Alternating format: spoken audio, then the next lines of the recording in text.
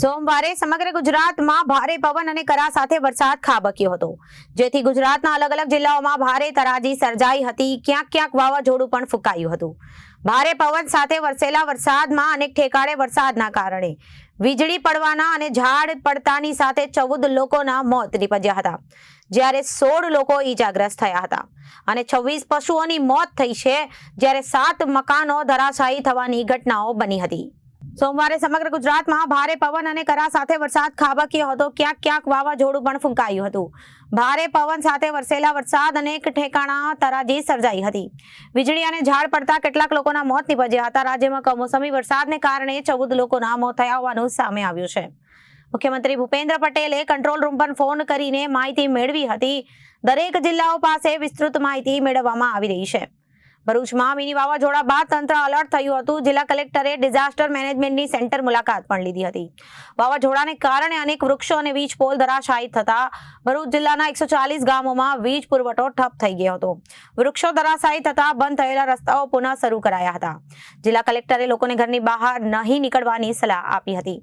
ભારે પવન સાથે વરસેલા વરસાદને કારણે અનેક ઠેકાણે વરસાદના કારણે વીજળી અને ઝાડ પડતા 14 લોકોના મોત નીપજ્યા હતા અને 16 લોકો ઈજાગ્રસ્ત થયા હતા અને 26 પશુઓની મોત થઈ હતી, જ્યારે 7 મકાનો ધરાશાયી થવાની ઘટના બની હતી.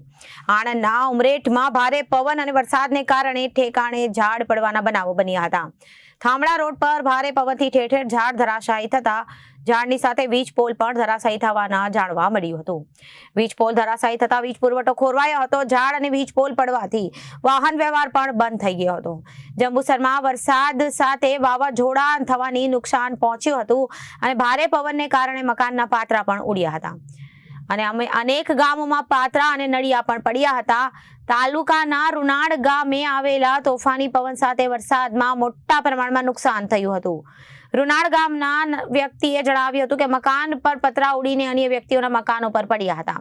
પતરા ઉડીને અન્ય વ્યક્તિઓના મકાન પર પડતા તેઓના મકાનને પણ મોટું નુકસાન થયું હતું અને આવી ગુજરાતના અલગ અલગ જિલ્લાઓમાં બની ઘટનાઓને કારણે 14 લોકોના મોત પણ નીપજ્યા છે. જંબુસર તાલુકામાં ભારે પવન સાથે વાવાઝોડાના કારણે અનેક ગામમાં મોટું નુકસાન થયું હતું અને જેને લઈને સરકારે સર્વે કરી નુકસાનની આપે તેવી માંગ પણ ઉઠી છે. Bureau report, Janadesh news.